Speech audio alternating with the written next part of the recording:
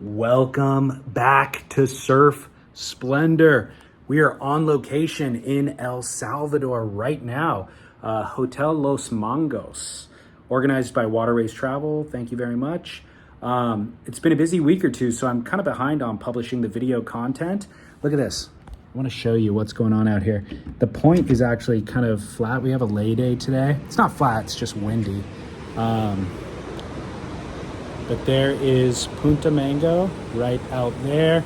And then look at straight out in front of the hotel. Here's a beach break. Like I said, not really doing its thing. We got lots of video of the trip, so I'll publish some of that stuff so you can see what it looks like when it is doing its thing. But then right behind me, we've also got the pool, restaurant, Palapa. Pretty epic setup. So thank you, Hotel Los Mangos, for making this happen. Anyways, Shane Stoneman, episode number 507 of Surf Splendor. Whenever we talk about supporting local board builders, I think there's an environmental consideration with that. You know, you don't want to be shipping boards around the world, but also, just as importantly, is I think buying a board from somebody who surfs the local waves. That's key. And even better is if they're an incredibly good surfer. Shane Stoneman is the epitome of that. He is a former professional surfer turned shaper. You'll just hear humble, earnest, kind-hearted person. He's a painter, he's a musician. We get into those things in the show. So I'm really, really excited to be able to share this with you. He's a phenomenal guy. And then also, I spent 2 days on the Central Coast, 1 day with Shane, and that kind of stuff is made possible with support from sponsors. So let's address our sponsors, realwatersports.com. They're in the middle of season 2 of their Under the Glass series. Brett Barley is the pro surfer who's testing the boards. They do really thorough surfboard reviews. They're a phenomenal resource for anything that you need for water sports. Rourke. Check out this Rourke wardrobe that I've got for El Salvador. These Bless Up shirts I've talked to you about in the past. Look at this. These are like these are perfect for El Salvador. See, it's all perforated, so ideal for warm weather.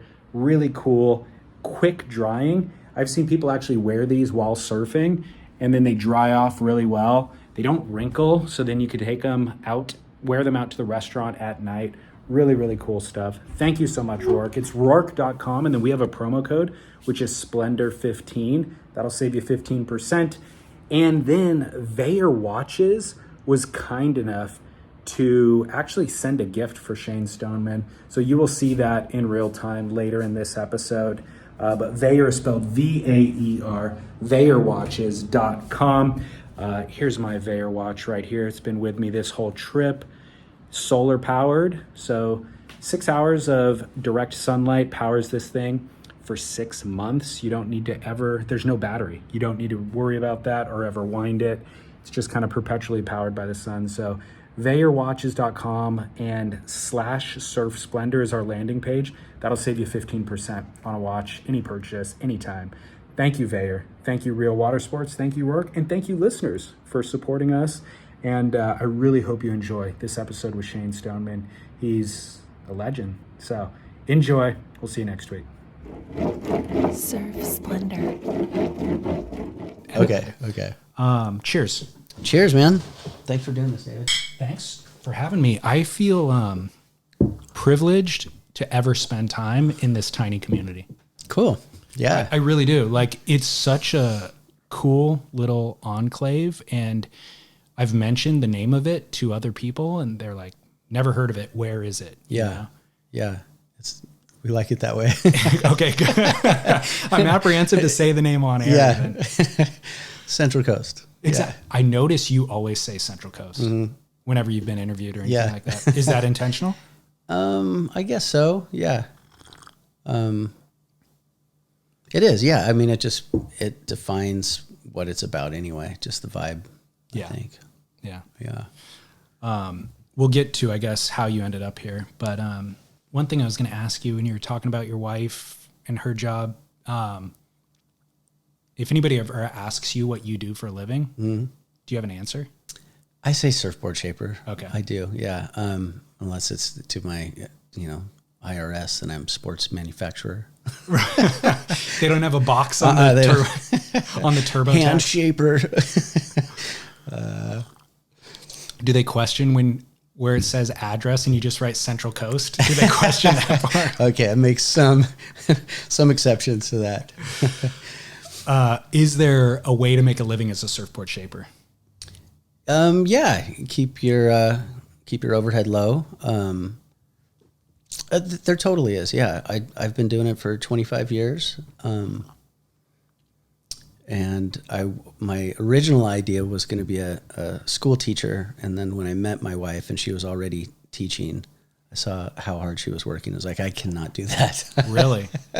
Yeah. I mean, she just brings her work home. She's worried about every kid that she teaches. You know, she's like a mini parent, mini psychologist, educator. It's a hard job, you know, seeing it from the outside. So, clearly I love surfboards. I loved them since I was a little kid, and it was really easy to fall into. I had shaped a couple boards in high school, and then I didn't touch a planer again until I was 25, I think. So okay, yeah. Just a side note, what does your wife teach, or what age? 7th and 8th science.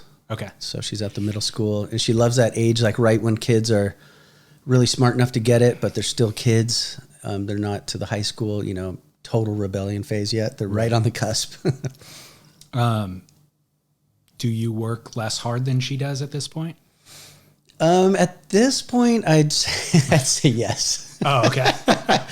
I went through, COVID was rough on my body. Like that was the busiest I've ever been. And, my shoulders got really beat up just, trying to keep up. Like it was really validating to have the industry go so huge, and you know the surf shop ordered like 48 boards at a time, and that had never happened obviously to me. So just ramping up from where I was at to that during COVID just was kind of a burnout a little bit. Can I ask what production numbers were you at prior, and what were you at during COVID? During what COVID, was the difference? It was just doubled probably, okay. or maybe more.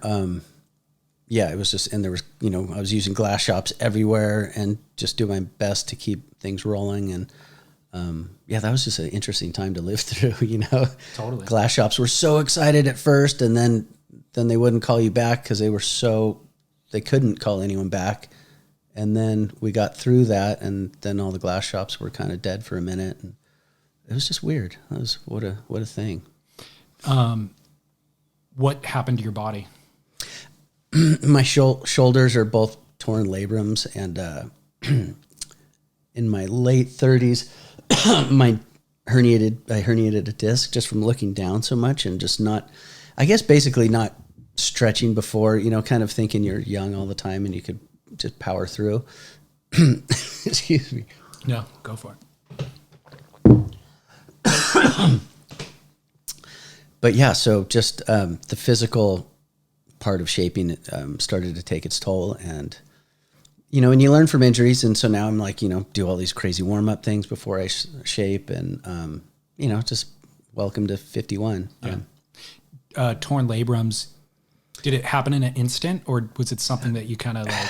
I was joking. It was like a sleeping accident. You know, I just was working so hard, and I'd wake up like, oh man, my shoulder hurts, and then it would just get progressively worse. Okay. And then it would end up in frozen shoulder. Which was really painful. I don't know if you've ever experienced frozen shoulder. It's just like your body just stops. It just wouldn't work anymore. Like it was such crazy pain. So then you think you've really done something terrible, and it was just the cartilage is torn. I got a cough again. Go for it. So luckily, you know, in the surf community, there's one of everything. So I had a physical therapist buddy that I surf with all the time, a South African guy, Paul Teixeira, who's great. And he helped me a ton. I've got an ER buddy that I surf with. And so I had my own little team, you know, and, yeah, so I've been working on it ever since, and it's getting a lot better. But, yeah, it was a tough period because then, you know, I couldn't paddle as well. So I kind of lost a little bit of, my surfing mojo, which is, you know, hurts your ego. And, you know, the older you get, you're just like, come on, hanging on to that the last youth you got. So yeah, COVID was rough. Was the upside worth it? I mean, did you benefit? It was, yes, it was worth it. Okay. I actually enjoyed being that busy, and and it was the most lucrative period. I did enjoy it. It's just, it's that trade-off. I guess you can't have it all. So Were there, you got a new van out of it. yeah, I did. So that helps. It did. Were there lessons learned through kind of having access to all that cash flow, or ways that you were now manage your business differently, or did you invest it into the business? What were the... Yeah, the ebb and flow got bigger, and I've always just been a small regional guy. So to have the ebb and flow get kind of to scary numbers was new. But I didn't really change much. I just the account would go to zero and then it would go way up. I was calling it high tide and low tide. It's like, it's high tide, let's go get sushi. It'd be like, it's low tide, I got to get paid. I got to wait around for all these, and gathering customers and trying to find customers. And yeah, it was an interesting time. But did your client base grow beyond local at that point? It did, yeah. There was a lot of newcomers to the sport too, which were pretty fun customers. Like I've always had pretty sophisticated customers. I think for most of my shaping career, and so this was fun. People brand new to the sport, going, I've only been on a soft top and I'm ready for a hard top. Like, oh, hard tops. That's all I make. So just you're like, the word soft top is new. Yeah. It's as new as you are. But the naivety and how stoked they were, that was fun. I enjoyed that. Yeah. It's interesting to hear. This wasn't one of my questions, but I'm thinking about it now as you say you're a local guy, or your client base was all local. I know that to be true, yet your name comes up with important or like well-known shapers around the world.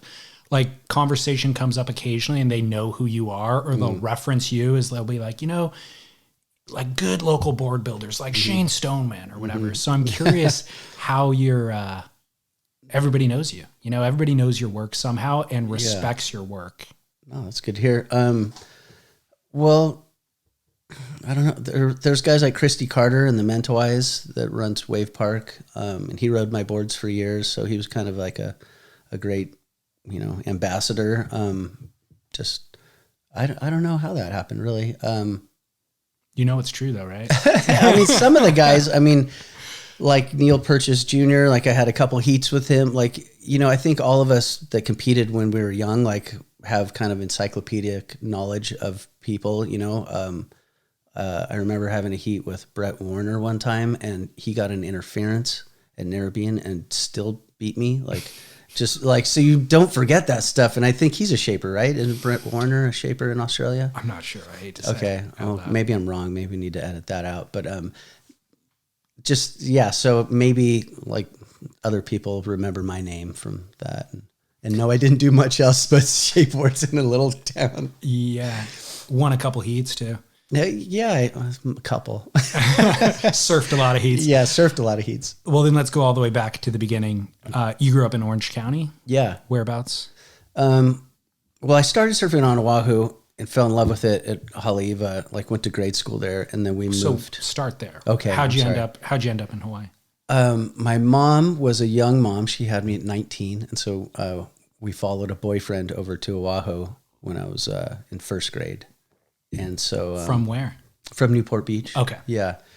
So we ended up there, and this is an embarrassing fact, but when Fast Times came out, like I just thought like that was so cool, like like the new wave thing, and Spicoli was hilarious, and there was like, so that year I was like, I think I'm gonna be a surfer. Like it wasn't the stoner thing of it, just there was some cool thing, and I didn't really have an identity. I was just a kid in a new place. So whenever that was, like third grade, I decided I'm going to surf. And I got a surfboard for Christmas, a Sparky Anderson 5'4" single fin that it had boat decking on the deck. So you didn't have to wax it, but it was just the worst like rash you could ever want as a little kid. That's crazy. So I fell in love with surfing. At Haleiwa, we had an Australian roommate that took me, and he surfed out the back, and he just put me on the shore break, and I had that kind of just transformative moment. Like, in the whitewater as it's reforming, looking at the bottom, watching it go by, and just like, okay, this is it, and this is what I'm going to do forever. And then, what year would that have been? I guess, I don't know. We'd have to see when that movie came out, like 82, something. Okay. I don't know, somewhere around then. Yeah, I think it was 8 or 9, whatever. Yeah, so that's the origination story. And then we moved back to, so now I'm in another new school, and we were in Corona del Mar for a couple years, and I could already surf, and so that became kind of my shield of how to deal with people and stuff, when you're a new kid. So yeah, that kind of helped me kind of socially lubricated, the situation. Met a lot of friends there, and started competing kind of soon after that. And then we ended up in San Juan Capistrano. Do you remember, what was it like spending that time on Oahu? Were you going to school there? Yeah. Okay. 1st through 5th grade. Okay. It was great. We lived kind of over near like Sandy Beach side of the island. Okay. And I had a couple friends that we surfed as much as we could. And one, my friend Kai, his uncle Alan would take us all over the island, like on the weekends. And I had another friend, Scott McLeod, that was older, and we'd wake up at dawn and ride our bikes to Toes Reef, and have our sandals in our trunks to walk on the reef, like kind of hardcore stuff. Yeah. Then ride our bikes back and go to school.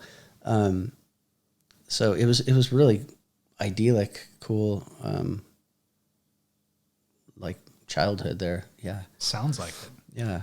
Amazing. And then when we did move back, there was a cool thing that happened.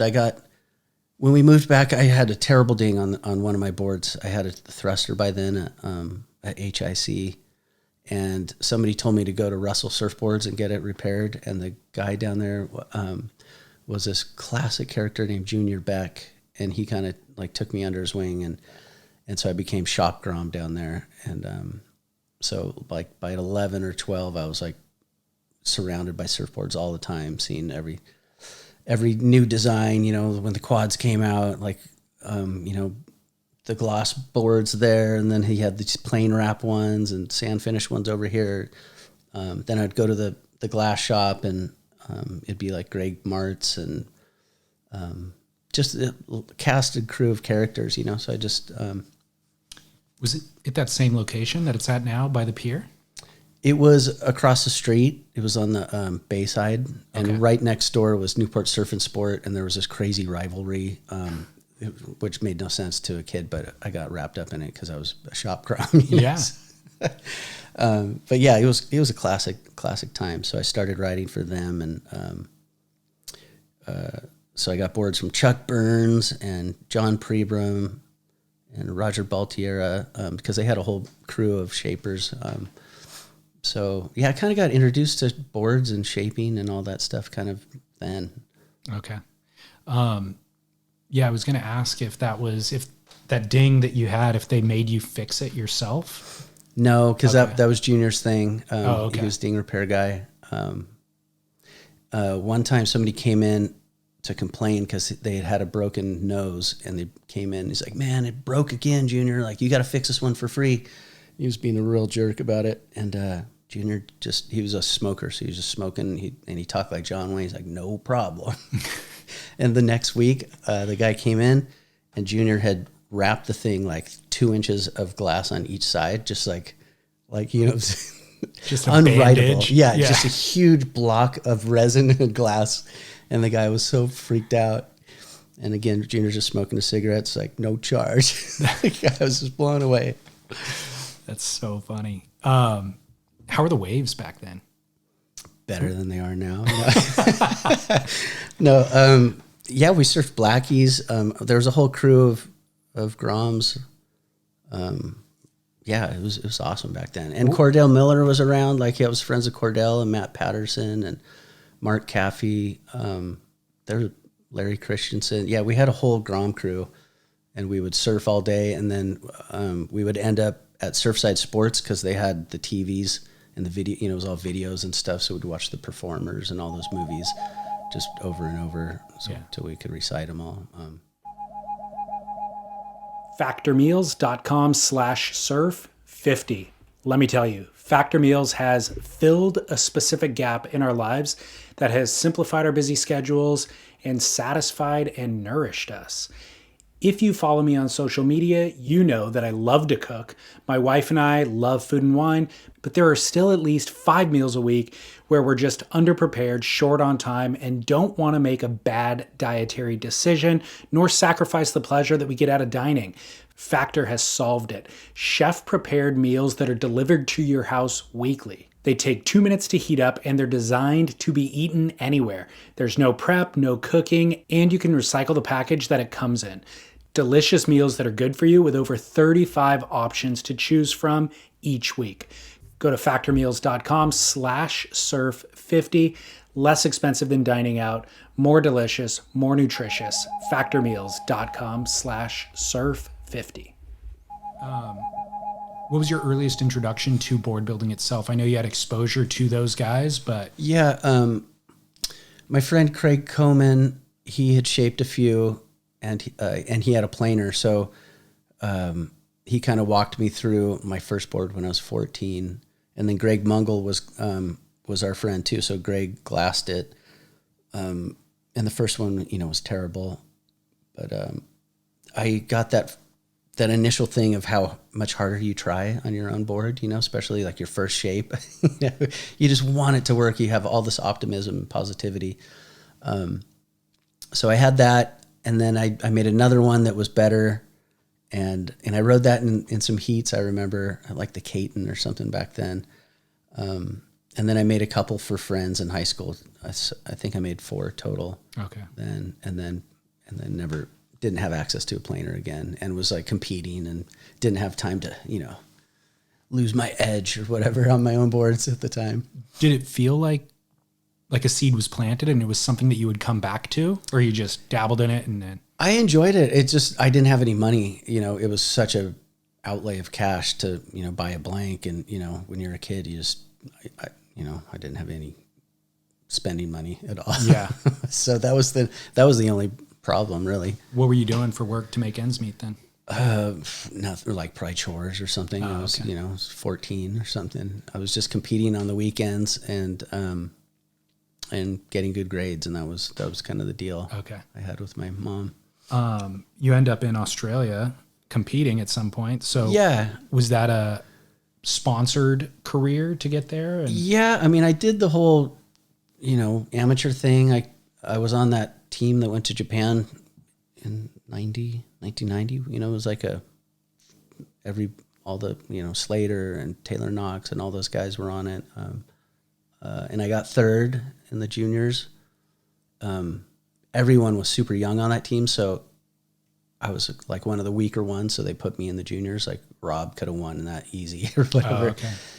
And then all those guys were clearly better than me, but eventually I turned pro too and tried that. And and I was sponsored by OP and Body Glove and Channel Islands. And so, I tried a couple years, and, would lose and just have an existential crisis, on the beach.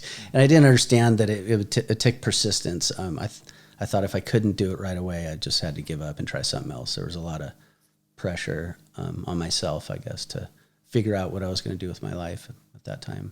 What did your parents want you to do with your life, and how did they feel about you pursuing this? They did not want me to be a pro surfer at all. Everyone wanted me to go to college early, and it's too bad you can't have a bunch of lives, like parallel lives, and figure out what that would have looked like. And the surfboard thing. So eventually I did get a college degree, an English degree, and they don't really care now what I don't ask them for money, That was the other. Also, that English degree was about as lucrative as your pro surf career would have been. I enjoyed college. It was fun. I took my time. I graduated at like 28. I would do a semester, then I would travel, and then I started working construction at that time during college. And then I started shaping at the same time, and I remember, no one would ever thank me for digging an incredible ditch, like 20 feet of ditch to lay some pipe or something. The homeowner never came out and gave me any credit, But, I could shape somebody a board, and back then it would take me 6 hours, because I wanted it to come out right, and I didn't know how to use the tools. But it kind of pushed me towards that of, how much joy I would get from seeing somebody ride something that I made, put my labor into, and I just got a ton of joy out of that. And so that helped. That makes sense. Having that experience. Where'd you go to college? At Cal Poly here in San Luis. Oh, okay. Yeah. I was going to ask how you ended up in this part of the state. It was, so I was surfing in the late 80s and 90s on the PSAA tour, and then that shut down. And like I said, a lot of my peers were better and made the tour, and I kind of was just figuring out what to do. And a friend of mine, Craig Melia, had a room for rent up here, and called me and said, "Hey, I got a room." And so I just drove up and started. I had another friend that gave me a job, digging ditches and humping lumber, and so that's how I ended up here. And then I was just fell in love with it. I was going to ask, what about it?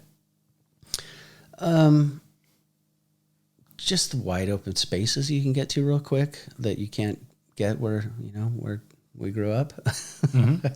And kind of the rougher ocean, how you could be alone in the ocean pretty quick too.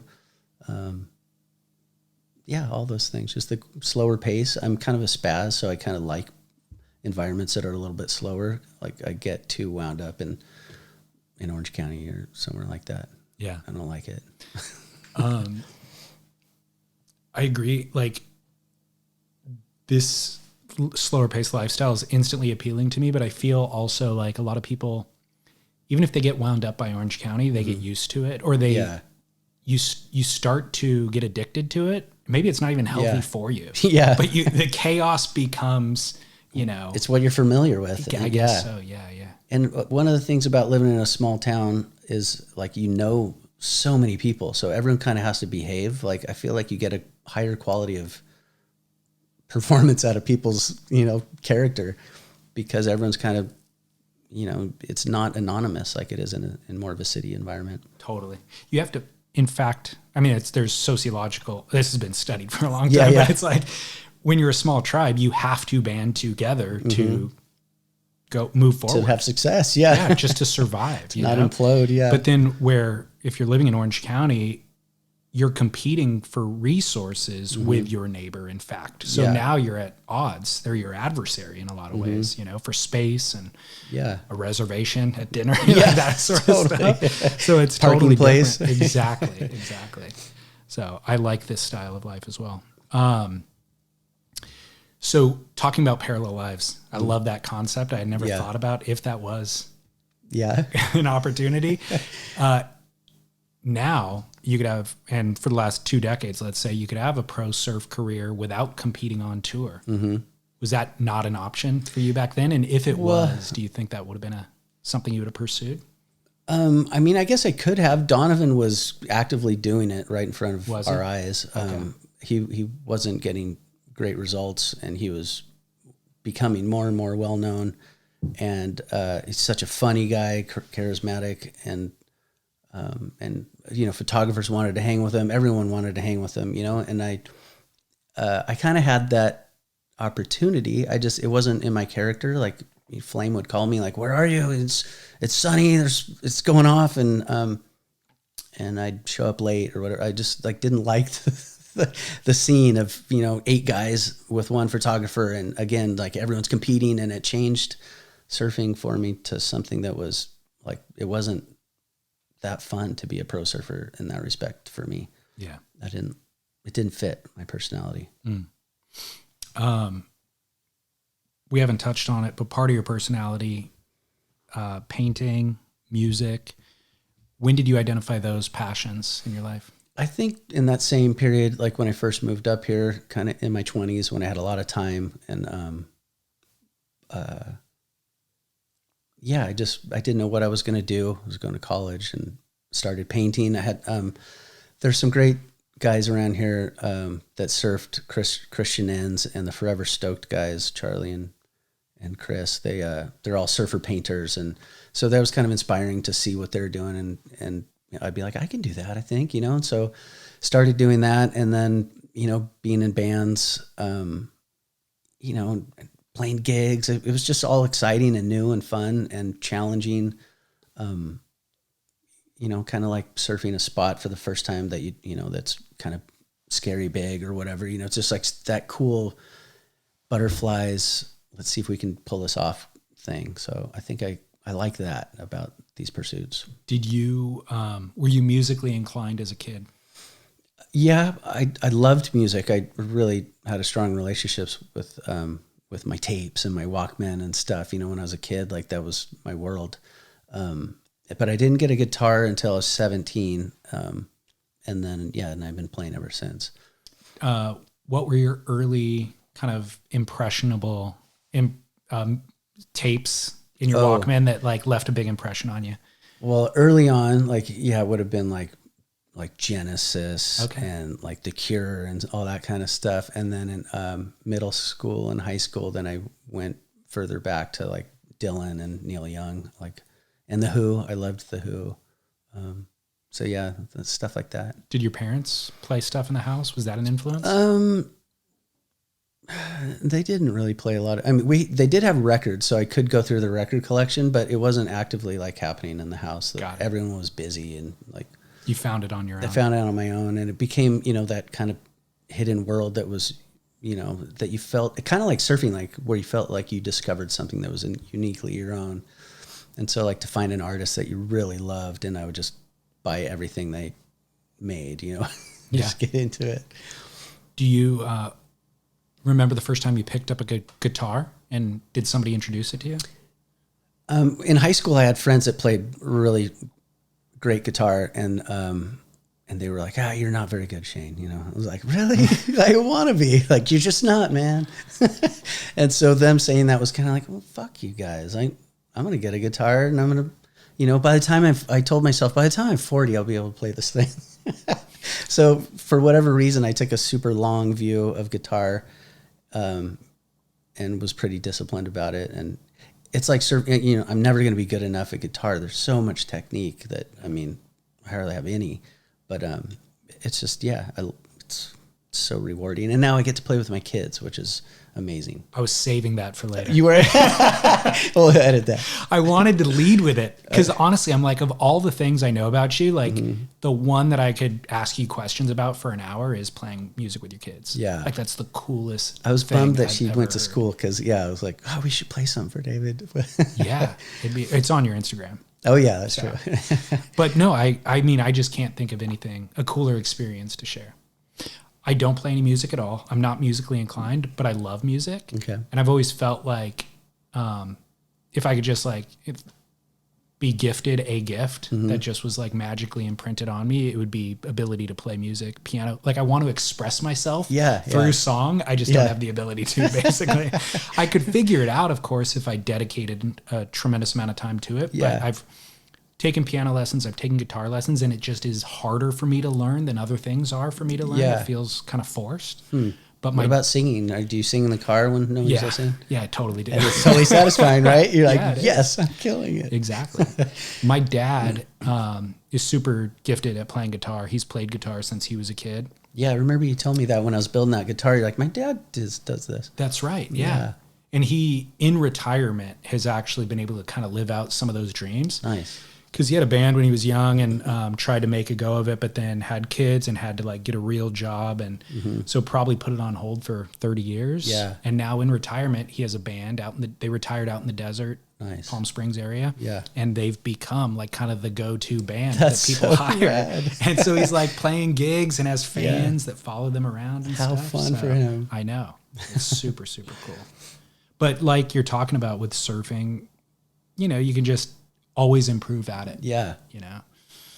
So I guess maybe everything's like that, but it's just so surfing especially. I mean, you see like Slater still trying to do things better than he set the bar so high for himself. Yeah. And on Instagram, you'll see some clip, and he's a year older than me, and he's still doing crazy things. Those clips from Kira Yeah, 2 that's weeks ago. the one I was thinking of. Yeah, that cutback. How do you even do that?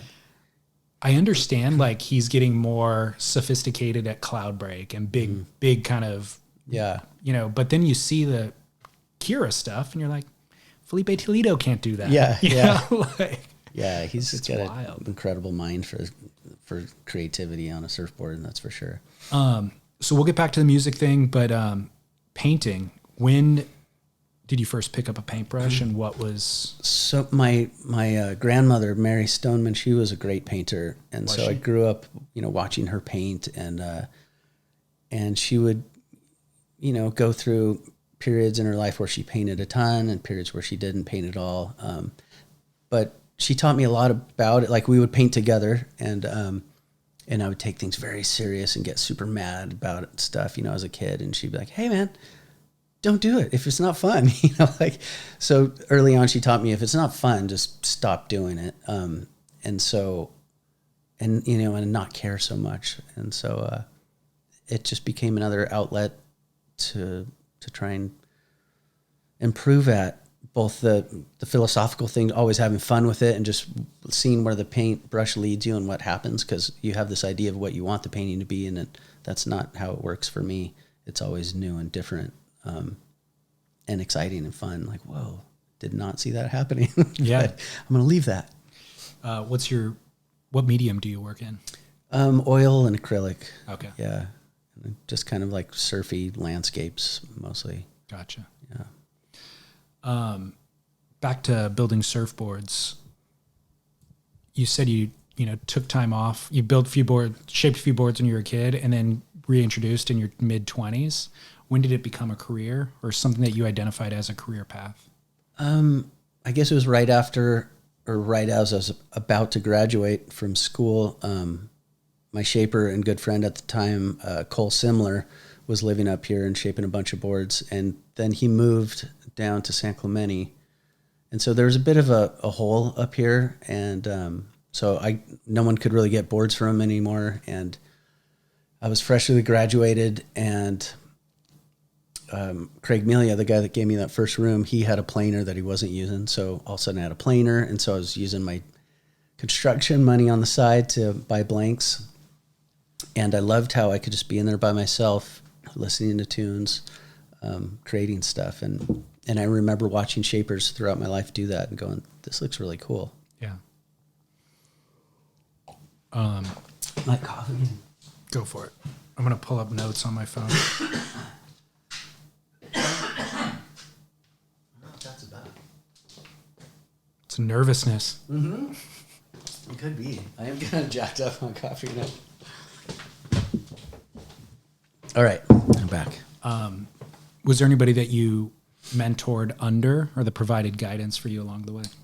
Cole definitely provided some guidance. It would be kind of like a lot of ribbing and like, dude, you suck. Like we had a very competitive friendship. So again, it was like my guitar friends in high school, like Cole telling me I couldn't do it really egged me on, and then I would show him a board and he'd be like, almost, be like, damn it. Yeah. And then later, I mean, we're still really good friends. And so, yeah, if anyone's mentored me, it's been Cole for sure. Were you just shaping? Did you laminate your own boards, or? I laminated a few, and it wasn't my thing. Okay. Why not? That seemed like a harder learning curve, and the smell. Okay.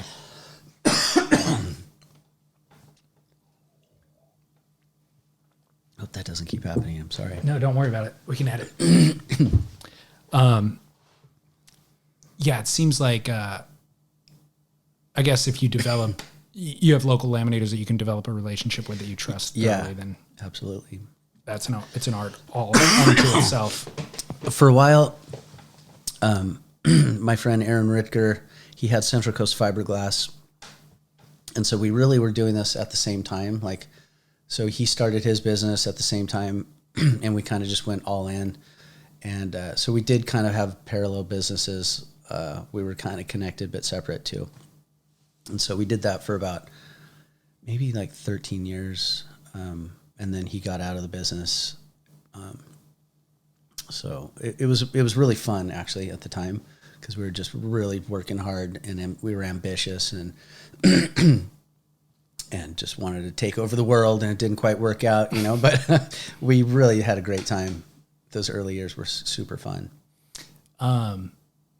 Were you mainly building your own boards, or at what point, I'm always curious about the, how much feedback is provided by other people versus your own feedback. And then also, how informative is it for you as a shaper to ride other shapers' surfboards?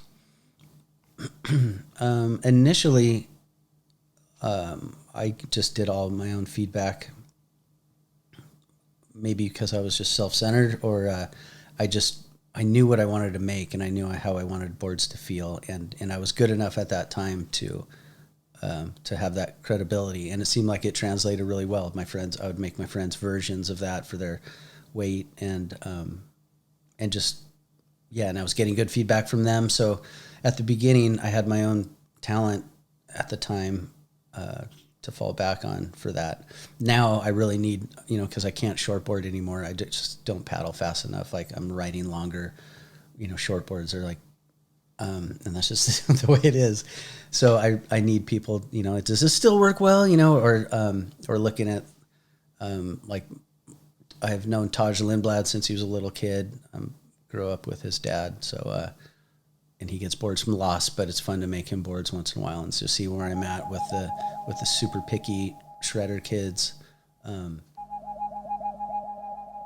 Squarespace is the all-in-one website platform that is designed for entrepreneurs to stand out and succeed online. Whether you're just starting out or managing a growing brand, Squarespace makes it easy to create a beautiful website, engage with your audience, and sell anything from products to content to subscriptions. They have flexible templates with designs for every category, templates that are simple to drag and drop your artwork or logos into, but flexible enough to redesign to your specs. They have online store templates that make it easy to sell physical merchandise, digital or service products like podcast subscriptions and paywalled content. They even make customizable merch. You can design products and they will handle the production, inventory, and the shipping and handling. So let Squarespace handle it for you. They'll save you time, they'll save you money. And will save you money by going to squarespace.com/surf. You get a free trial and you get 10% off your first purchase. Squarespace.com/surf. Enjoy. Cooper was suggesting that maybe you limit the amount of time that you communicate with shapers with customers. clients.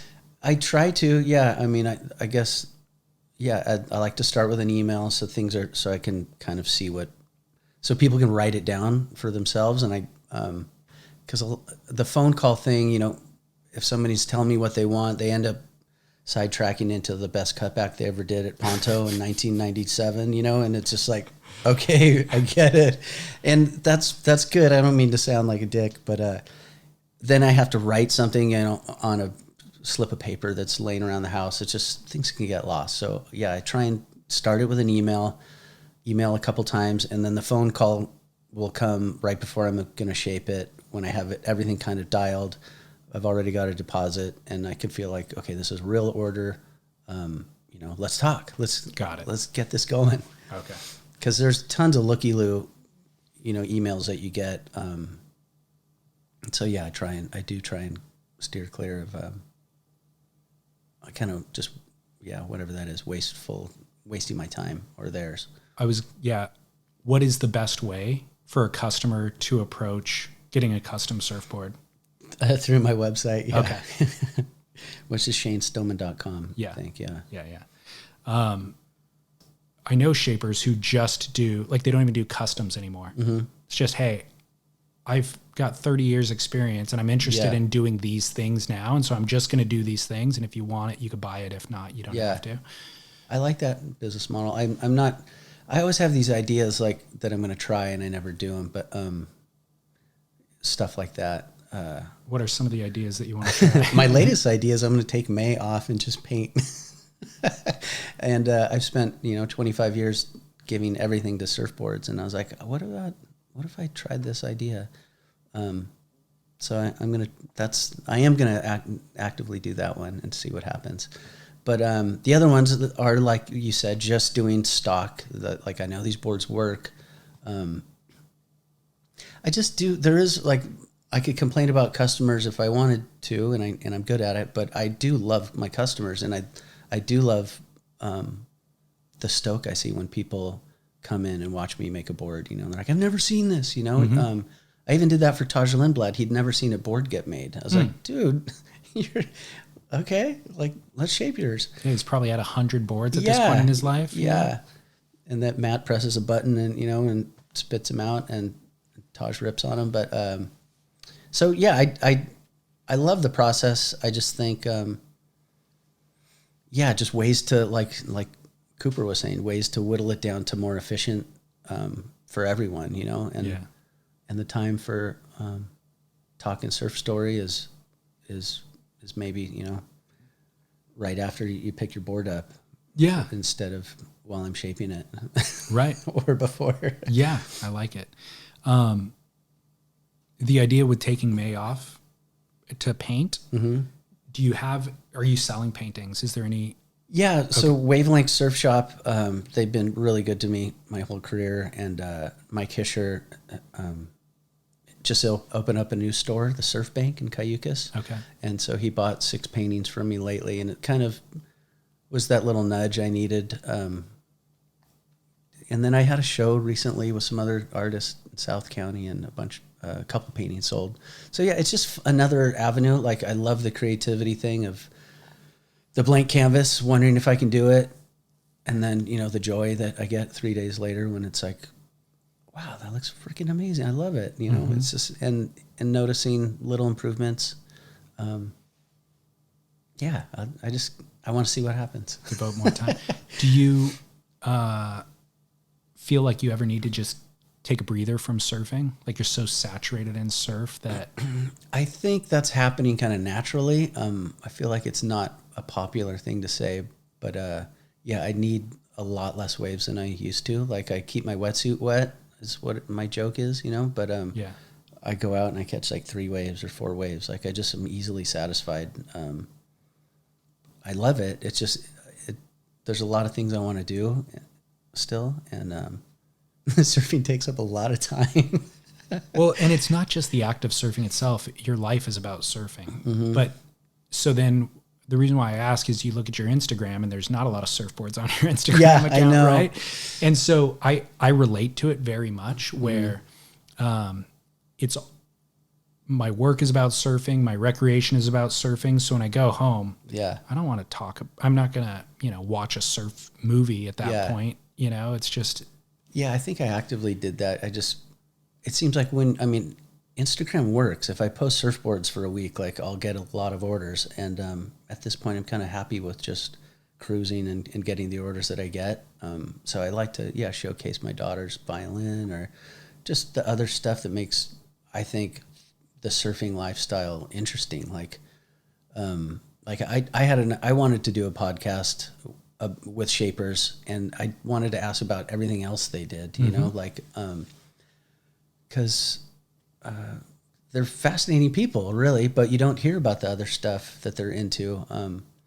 I think even when I was like competing, in my 20s in contest, and I only knew all these other competitors as competitors, and you find out later, that, the Floridians are really into fishing, and, just all the interesting things about people that, I don't know, I just am curious about. Do you find that, like, if you were to take an extended period of time off to paint, I wonder if your surfing and your shaping would be more informed when you came back to it? Yeah, I think it would be. Yeah. I just went to El Salvador for a week and surfed, and that was pretty darn fun to be in trunks, and I was pretty happy to get back in shape. Boards after that. So yeah, just little breaks, I guess I need. Yeah. Where in El Salvador? K59. Oh yeah. Yeah. Cool. Went with 3 other friends, and we just had a great time just sitting there. We didn't even leave the compound. We just surfed out front and sat in a hammock. I read a ton of books, which I haven't got a chance to in a while. When did you go? Just like 3 weeks ago. Nice. I'm going on Sunday. No way. To the same spot, or where are you going? Punta Mango. Okay, I've never been to that part. Yeah. Awesome. So Sunday to Sunday this week. Good for you. I know, I'm psyched.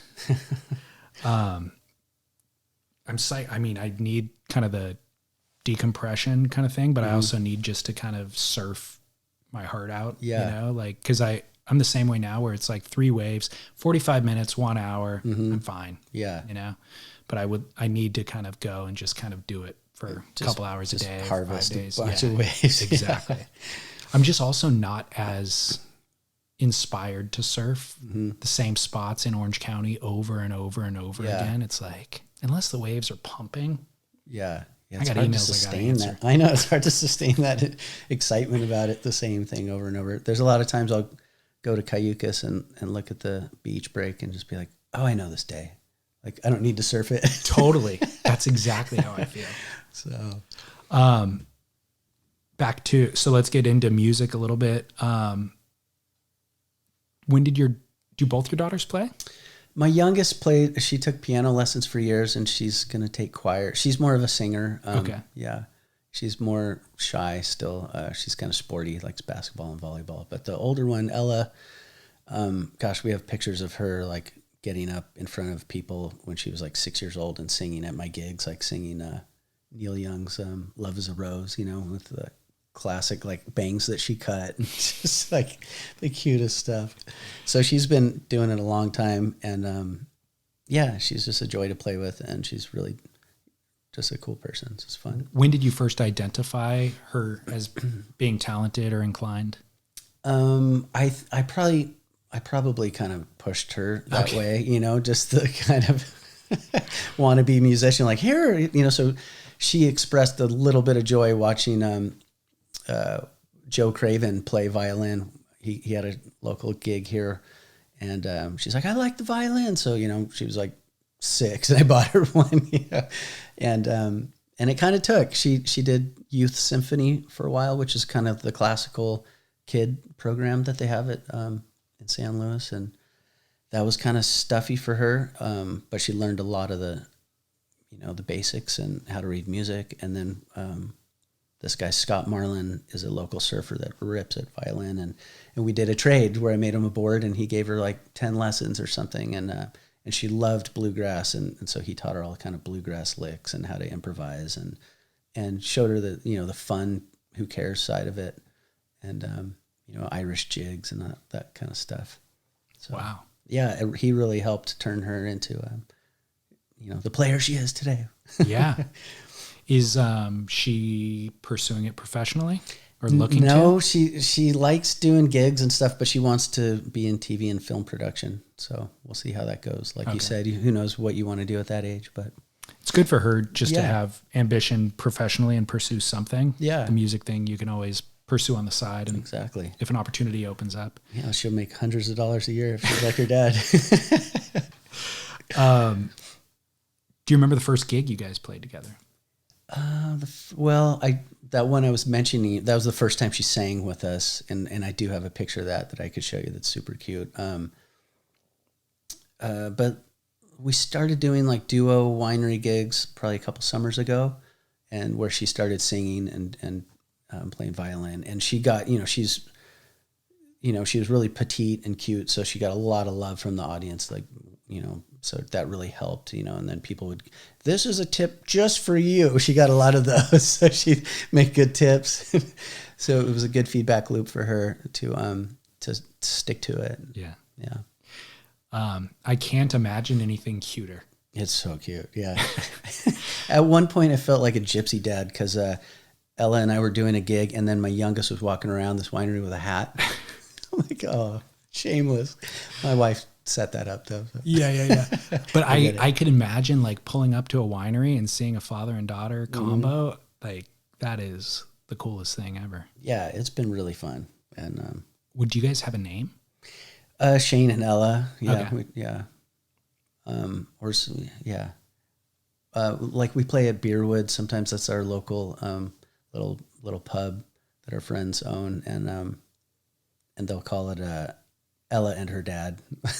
That's even better. I like that better. Yeah, me too. It's so cute. So, to even have a teenager who wants to spend time with you, yeah, is unusual. It and is. so to have kind of a meaningful joint project is, yeah, good for you. I consider myself lucky, grateful. Good for you.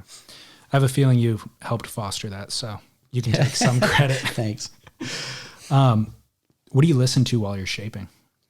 Gosh, I bounce around a lot. I've been really into like Mike Birbiglia, that comedian. Are you aware of his stuff? Totally. And then, so I started checking out his podcast. Then I'll go through, heavy like jazz periods like Charlie McBride, Josh Redmond, and then I'll listen to Dopapod or some kind of new stuff that, I have a big wide palette of stuff. And then there's stuff I don't like. My kids love Beyonce and I can't get into that. What else? I like Eric Clapton,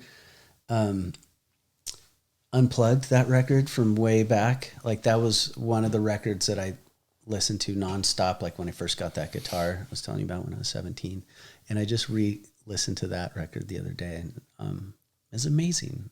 It's the MTV Unplugged series that they did, right? Yeah. Yeah, that's an incredible performance. Yeah. I just re-listened to some other stuff that really held up. The Mark Cohn record. Oh, yeah. Remember, that record sounds killer still. And then that Tracy Chapman Fast Car record, that whole record sounds great.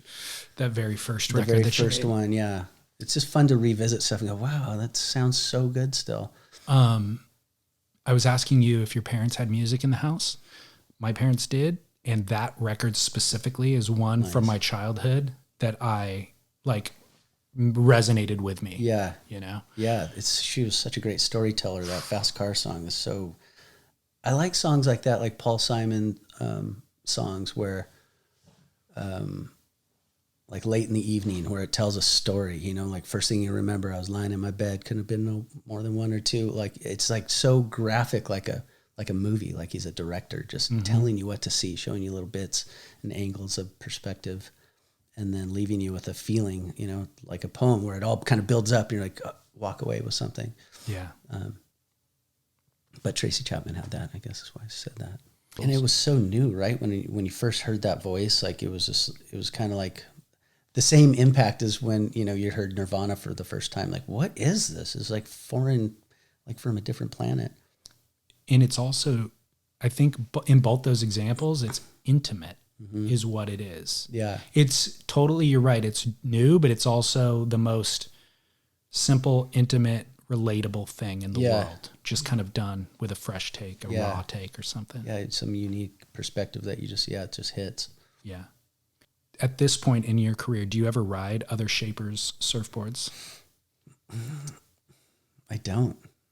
Yeah. Is that weird? Is that a common answer? It's 50-50. 50-50? Yeah. Yeah, I don't know what it is. I just figure, I just, I don't know what to say about that one. I just don't feel like riding other people's boards. Yeah. If you could get a surfboard from anybody on the planet, what would you get? I'll play this game. Thank you. Yeah. I mean, it's so funny how Instagram is the new magazines, right? It's like I don't interface with the surfing world at all, except for Instagram, and go into Wavelength Surf Shop. Like that's my interface with surfing culture. But I love what Neil Purchase Jr. is doing with the single fin side by side, and we're similar age, and I kind of really relate to his lines that he's drawing on longer short boards. So yeah, I'd love to get one of his boards. I guess if I wasn't shaping, I would get another Cole, just because he made me so many great boards. There's a ton of great shapers. Who else? There's too many. I don't know. I love surfboard. So yeah, if I didn't shape, I would have more guitars and or more surfboards than guitars. What is the idea with Neil Peart? Do you know the philosophy or the design kind of theory with the duo? I don't know. Okay. I haven't really even considered it much. I just love how new and old but new it is, and I mean, kind of the way that twin fins came back, and quads, like how that stuff like went away for a while, and then they came back new and improved, and everyone jumps on them. Because everything's been done right. It's cool to see things come back with little tweaks that are slightly new. But yeah, even the finless thing for a while, that was a trip to watch, people sliding around, and God, that was hard. I never got the hang of that. You tried? Half-heartedly, but but to see like what Bo Cram can do on it, on Instagram, just ripping. What did you try on? I tried in Selena Cruz on some Alaya of some sort. Okay. Yeah. Because like Derek Hine rides big, long pieces of foam that have like little channels and bits. Yeah. They're almost fins. Yeah. But in Alaya is hardcore. Hard. Yeah. Yeah. Yeah. So that didn't quite take. Kind of like when I tried foiling. Maybe I'll try foiling again, but that was pretty darn tough. Super hard. Did you try surf foiling or? Yeah, is that what we call it? Like normal paddling.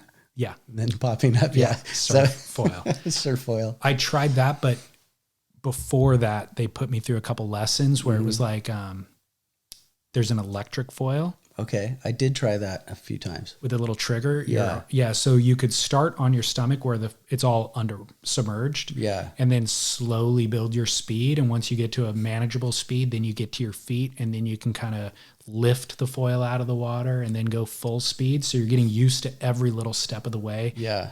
At your own pace, as opposed to trying to catch a wave, pop to your feet and control it all. Yeah.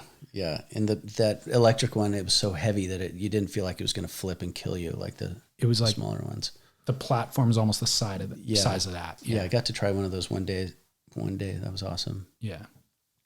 But otherwise, foiling looks amazing. Like if you can actually figure it out, like surf foiling in the ocean looks incredible. It does. I want to do it. It's just I put in a couple months, like off and on a couple years ago, and didn't quite get it. Had a couple good rides. So like I went to San Onofre one day and had one where I went, 50 yards and had this giant grin on my face and just was smiling at everyone. And they, were like, dude, we see that all the time. Right. And then I couldn't do it again. And then, it hits you a couple times and I got scared of it. And now the things have changed so much. People see my gear like, you can't ride that. That's like old and lame. Yeah. So I don't know what to do about that. It's a can of worms, man. It is. It's another thing to pour time into. Totally. We started out kind of talking about fitness or waning fitness. Yeah. What do you do in terms of diet and exercise?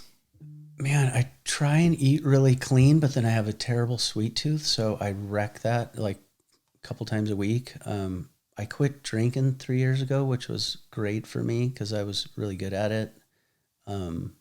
So I'm glad to have that pass me. I swim at a local gym, as a pool, just because it's something I've never done, like lap swim. And there's so much technique to it and stuff. And seeing these grandmas that like swim for an hour and I'm just showing up at 51 and just like huffing and puffing, trying to get my, 1,000 yards. So I do that. I like to do yoga. I'm pretty sporadic. And then my shop is so close that I can ride my bike. So I do that. The occasional push-up. Just one occasionally? One. Whether I want to or not. All the bones crack. Yeah. And then you just get up and go. I was doing a HIIT class with my friend Greg Finch for a while. And that was I learned a lot in that. But that was to the point where I would wake up super sore and like couldn't surf. It was like, that was too much. What's HIIT class? High intensity interval training. Oh yeah. Yeah. Gotcha. So, I like my swimming laps and yoga, and seems like it it's working. My shoulder's improving because of the swimming. And I feel like I can go, like, if I'm swimming, I can go a couple weeks and then between surfing and just find like I'm still right there. Okay, good. So my paddling and popping to my feet, it just helps a ton. Okay. I've heard great things about swimming, full body workout, cardio, all of it.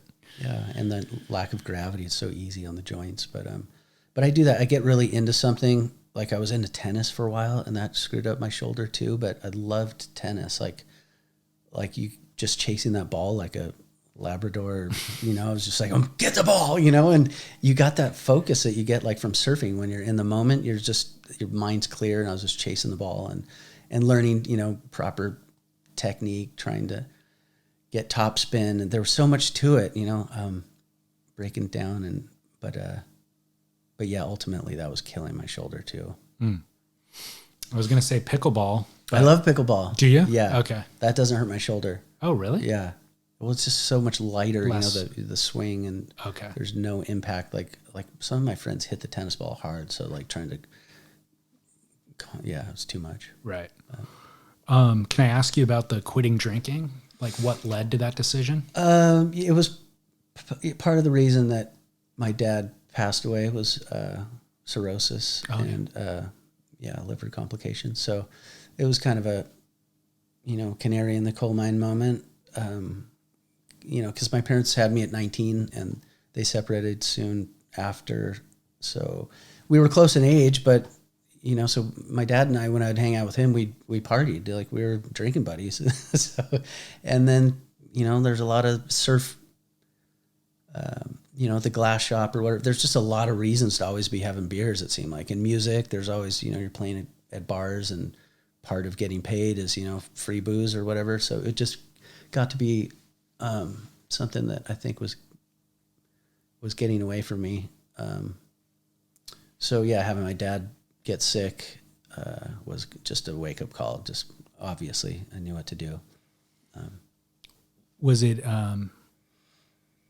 easy to implement? Was it easy to quit, or what? So I do love drinking beer. I love the bubbles and all that, and luckily this is like the best time in the world ever to quit drinking because there's so many great NA options now. So I drink a ton of NAs, the Heineken Zeros, the Corona Zeros. I mean, not all. Just I can go to, you know, music practice and everyone can be drinking, and I have one of those, and it's like nothing's changed. I just made a huge health change for myself. So good. Yeah. I heard at some point about addiction in general that like replacement behavior is the best method. Mm-hmm. So if you can replace it with something else, that's half the battle. Yeah. You know? Well, and then your brain chemistry changes, you know, like I don't have that same feedback loop. I mean, I studied up on it too, to try and help. But yeah, I don't even think about it, you know, like the first few months I was like, oh man, like I can't have a drink, you know, like there's like that little voice, like, you sure you can't have, you got one. And now that voice is like pretty much gone. Good. Good for you. Yeah. What's been the biggest benefit that you've seen since cutting out? Just being able to sleep really well. You know, not waking up at weird hours, not saying stupid things. Every stupid thing I ever did, just alcohol was by my side, you know, looking at my past. So, turns out I can still be a total dick without it and sober. But no, it's been a great change. I'm really happy about it. Good for you. And my kids are happy about it too. So good. That's big. Yeah. How much do you follow Championship Tour surfing at this point, or do you follow it? I don't. I follow like when Sawyer Lindblad has a heat, just because I'm friends with them. Yeah, I'm kind of I still like wish Tom Carroll and Richard Cram were on tour. I find it just hard to watch, like because of you have to go to the internet and stuff. So it's just, I would love to watch more of it. It just is never convenient for me personally. It's more convenient now than ever. Is it? You used to not be able to watch it. All right. You had to I wait guess I 2 just months and then don't look at make the a magazine. priority to watch it. Okay. Maybe I should. I remember watching some of those Chopu years, like when it's really intense stuff. I definitely get excited. I watched that Eddie Aikau a couple of years ago, was really amazing. Yeah. That kind of stuff, the Gladiator years, I love that. So if the waves are pumping, you watch? Yeah, I think it becomes more exciting. Yeah, like obviously the guys on tour are surfing so amazing, but the whole, maybe because I never got really good at airs and stuff, I don't really relate to the spin airs at all, and so I sound like an old guy, but I am. Right. Exactly. Busy playing pickleball. Yeah, dude, I got pickleball to show up to. Whose surfing do you admire currently? Currently, well, Torrin Martin, I mean, he single-handedly, changed the industry with his beautiful surfing on the channel bottom twin fin. So I guess I should thank him personally for, how many of those I've made, and I've never seen one that he rides, but I just loved what he was doing. And so, yeah, my twin du jour is definitely inspired by his surfing. So who else? I mean, I love the Lindblad kids. They're my peeps. Yeah. But yeah, I guess I don't. Who else do? Bo Cram, all the guys I follow, I guess, that I really admire their surfing. I admire Kelly and Rob and Taylor, how they're able to just keep it up. Like, I find that fascinating. Maybe it's because they're at such a high tier of pro that they almost had to, where, guys like me that were almost was as kind of, we could let it go and nobody really cares. They still have a really powerful brand, I guess is what I'm saying, and it's high performance surfing still. And that's amazing. Those guys are still ripping. I wonder how much time any of them have ever really taken off. Yeah. Yeah. Like, Kelly tried, right? Like Did 10 years ago, I think he tried to retire and he golfed for a bit. Well, I guess he took time off from the CT, but he's probably still surfing all the time, right? And then you got like Michael Ho setting the bar so high for aging and ripping. I mean, he's 65 probably. It's amazing. And he's still paddling out at 10-foot backdoor and like snagging bombs. Yeah, and really doing it. Doggy dooring out, like it's crazy. It's crazy, yeah. Well, you mentioned Tom Carroll.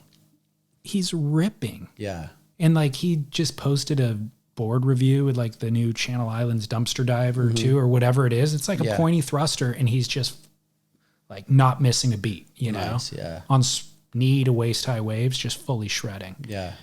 So it can be done. It's possible. We have to try harder, David.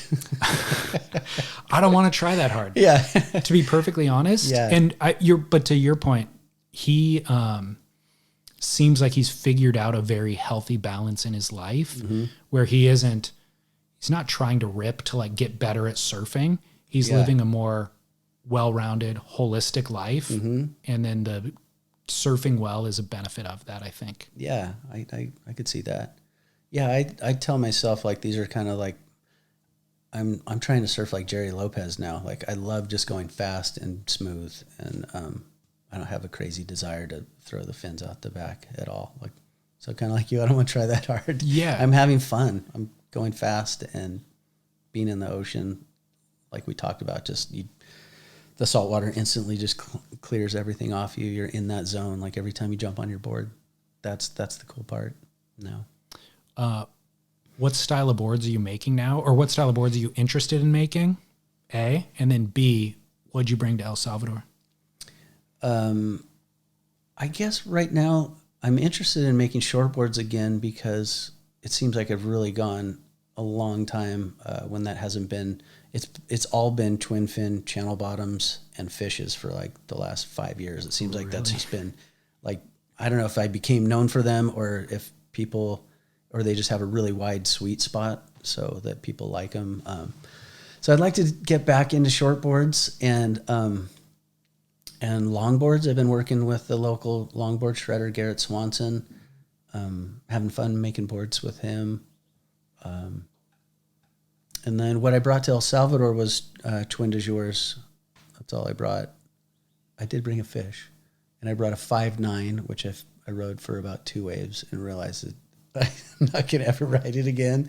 And then my main board ended up being a 6.3 version.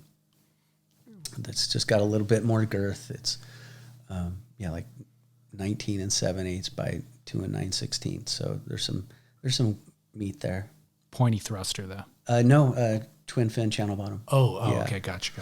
Yeah, The 5.9, was also a twin fin channel bottom. but you won't ride it anymore just because it's too small. It's just I can't compete. I don't have the the spiciness to compete with a crowd anymore with Gotcha. that. Yeah, they can. I'm just like, go, man. You want it that bad, and then you get bummed, So I do better on a longer board that I can paddle quicker. Kind of final batch of questions related to surfboards specifically. What's your preferred construction?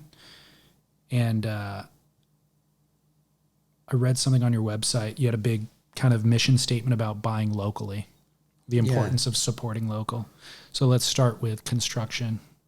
I only use blanks from US Blanks, and I really don't like styrofoam epoxy construction. I don't like how the styrofoam feels and that squeaky sound it makes. It's just, I have a physical aversion to styrofoam. So I rarely do those. So it's all PU, polyester construction. It's what I grew up on. It's what I know and love. I love the flex pattern of it. I just, it's the best to me. What was the other part of the question?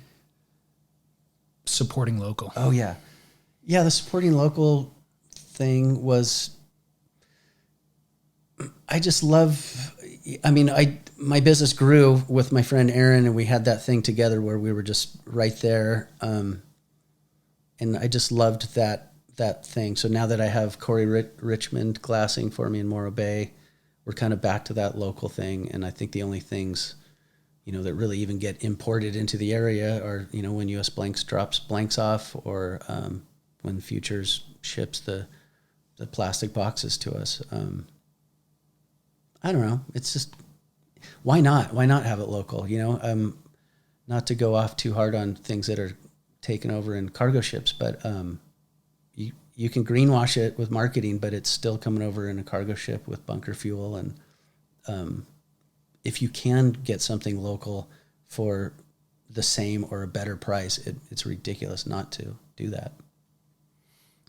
As it relates to surfboards specifically, I feel like beyond that, there is the shaper knows the local area better. You know what I mean? Like food from the local region tastes better. Yeah. Wine from the local area tastes better than something that was imported, Yeah. There's that too, for sure. So I have a parting gift for you. Okay.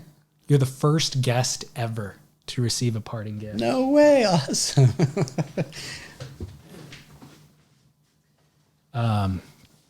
We have a watch sponsor. No way. Dude, something's happening. Oh, I think it's my earphones. Oh, good, right? Because that means it's not on the... Yeah. Okay. Yeah. We have a watch sponsor. Vaer is spelled Vaer. No They're way. gifting you a watch. I love watches. Do you really? Yeah. No way. This is amazing. Well, thank you. It's dive watch kind of aesthetic, but it's solar powered. What? This is amazing. I'm the luckiest guest on your pod. There's a solar cell under the dial. Okay. Have you seen these, or are No, you familiar with it? Ignorant of this. So it doesn't look like a freaky solar watch, like electric cars always look a little freaky and weird. This just looks like a regular dive watch, but there's a solar cell under the face. Okay. 6 hours of sunlight powers it for 6 months. Wow. So you don't need to wind it. You set the time initially if that one's not already set. And then you don't ever need to wind it or anything like that. It's just good to go. Wow, that's amazing. So thank you. Yeah, Thank you, gladly. Vaer. Speaking of local, they're US assembled. Nice. And waterproof guaranteed, kind of built for the ocean. So okay. Wow. enjoy that thing. Yeah, well, all I have to give you is a Shane Stoneman CDs. I know we should discuss actually. I know all your music up until this CD is on Spotify, right? And Yeah. Apple. I think so. Yeah. And that new CD will be on Spotify soon. Yeah. Barnfire in the Distance. Mm-hmm. Who is playing and who wrote the songs? I wrote all the songs, and then I have some local musicians, Daryl Vandriff on drums and Dylan Johnson on bass, and then my longtime buddy Ron Work is kind of like musical director guy in the scenes, and he plays a lot of the fancy guitars on there. And then my daughters Ella and Sunny are singing on there. No way. Yeah, Amazing. yeah. So hopefully people will hear it. Cool. Shane Stoneman on Spotify. Can we use a couple tracks for the intro and outro? Please do. Okay. Yeah. Sweet. We'll do it. Shane Stoneman, thank you very much. Thank you, David. You're welcome. Surf Splendor.